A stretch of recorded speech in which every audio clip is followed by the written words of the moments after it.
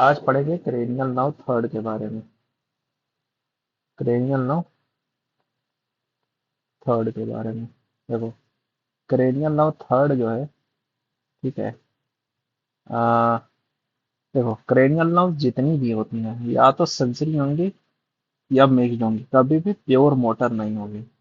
तो third nerve के बारे में अगर देखा जाए तो तीन कॉलम बनाते हैं: general somatic afferent, general visceral afferent और जनरल सोमेटिक इफरेंट।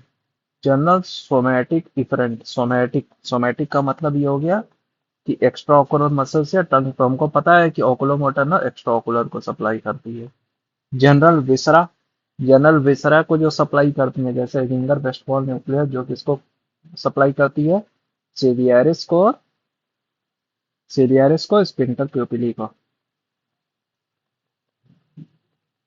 और जनरल सोमैटिक एफरेंट फाइबर जो सेंसेशन लाइन है कहाँ से, सोमैटिक उसमें, तो कहाँ लेके आएगी, जैसे third nerve extra ocular muscle से, एक्स्ट्रा ओकुलर मसल से सेंसेशन प्रोप्रियोसेप्शन के,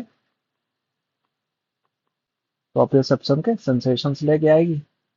अब हम अगर देखें कि थर्ड नर्व का कोर्स क्या होता है, तो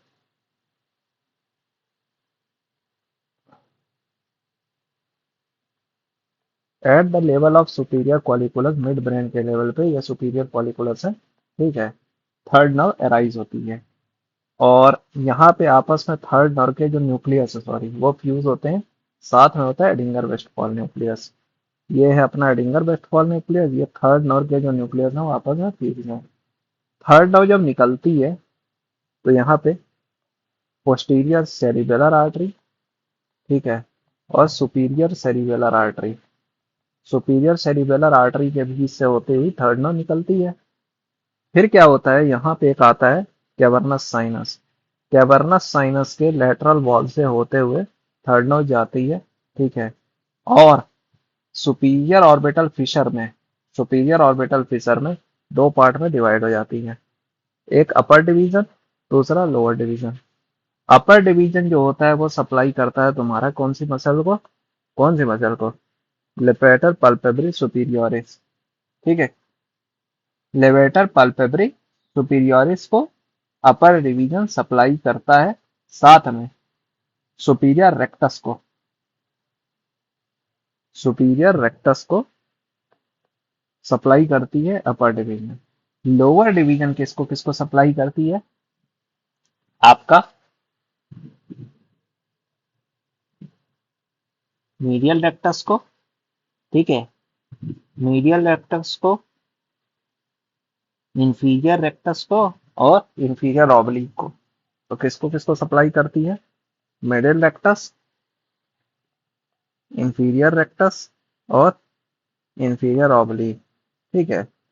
अच्छा, एक चीज और समझने की जरूरत है कि ये जो एडिंगर वेस्टफॉल न्यूक्लियस से, एडिंगर वेस्टफॉल न्यूक्लियस जो कि थर्ड नर्व से ज्वाइन करके क्या कर रहा है, ये देखो, जो नर्व टू इंफीरियर ऑब्लिक है, जो नर्व टू इंफीरियर ऑब्लिक है,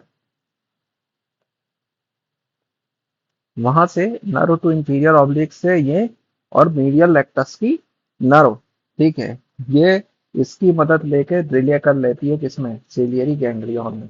जैसे समझो, ये है तुम्हारा सुपीरियर कॉलिकुलस, वहां से थर्ड नर्व एराइज हुई, थर्ड नर्व एराइज होने के बाद ये थर्ड नर्व आती है, ठीक है, posterior cerebellar artery superior cerebellar artery के बीच से पास होती है।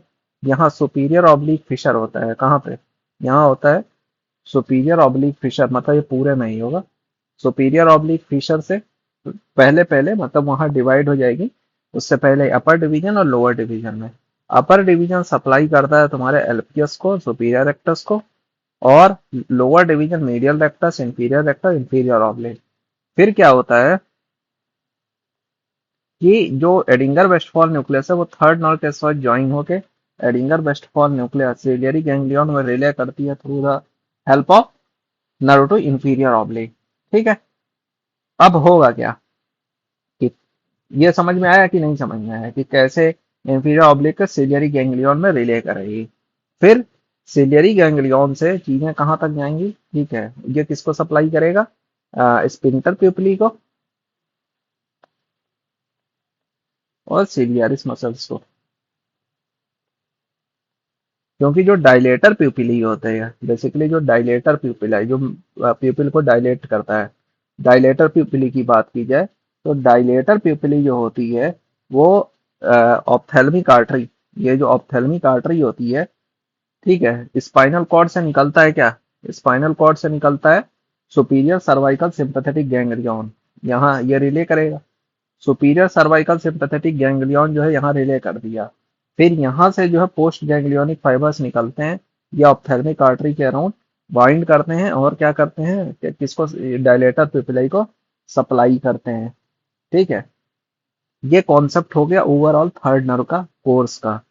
अब हम देखते हैं इसके बाद कि जो थर्ड नर्व है बेसिकली सुपीरियर रेक्टस के मामले में, जो थर्ड नर्व का न्यूक्लियस होता है, हमने क्या कहा मिड लाइन में फ्यूज होता है, तो अगर देखा जाए तो सारे फाइबर्स, जैसे मान लेते हैं अगर लेफ्ट साइड का वो देखा जाए तो लेफ्ट साइड की एक्स्ट्राओकुलर मसल्स को लेफ्ट साइड का न्यूक्लियस सप्लाई करेगा और राइट साइड की एक्स्ट्राओकुलर मसल्स को सप्लाई करेगा, इसमें कोई दिक्कत नहीं होती है। लेकिन जो सुपीरियर रेक्टस के फाइबर होते हैं उनकी पहले इंटरनल क्रॉसिंग होके इस तरीके से इस तरफ जाएगा और फिर होते होते मतलब यहां से जाके ये सुपीरियर रेक्टस को सप्लाई करेगी, इधर का इधर की सुपीरियर रेक्टस को सप्लाई करते हुए यहां से यहां जाएगी।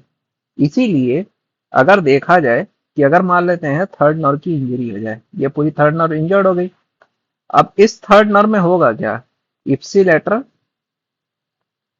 थर्ड न्यूक्लियस की इंजरी की बात कर रहे हैं या न्यूक्लियस की बात हो रही है, अगर थर्ड न्यूक्लियस ठीक है इंजर्ड हो जाए तो होगा क्या, इप्सिलेटरल एक्स्ट्राओकुलर मसल्स की पैरालिसिस होगी, ठीक है, एक्स्ट्राओकुलर मसल्स की, लेकिन ये देखो सुपीरियर रेक्टस के दोनों साइड के फाइबर जाएंगे तो bilateral superior rectus paralyse,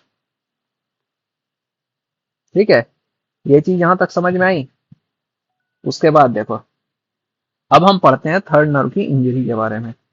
third nerve किसको किसको सप्लाई कर रही थी, हमने कहा भाई ये सप्लाई करती है सुपीरियर रेक्टस को, इंफीरियर रेक्टस को, मीडियल रेक्टस को, इंफीरियर ऑब्लिक को, ठीक है, और एलपीएस को, superior rectus, inferior rectus, medial rectus, inferior oblique, है ना।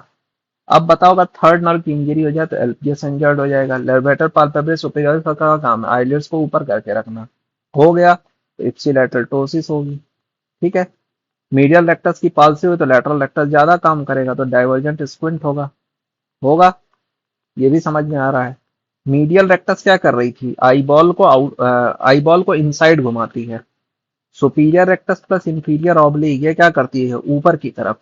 तो एक बात बताओ अगर इनकी पैरालिसिस हो जा रही है तो मीडियल रेक्टस की जगह पे काम नहीं कर रहा है तो आई बॉल बाहर की तरफ निकलेगी तो आउटवर्ड हुआ, और सुपीरियर रेक्टस इंफीरियर ऑब्लिक जो उठा के रखती थी वो नहीं रख पाएगा तो आउटवर्ड प्लस डाउनवर्ड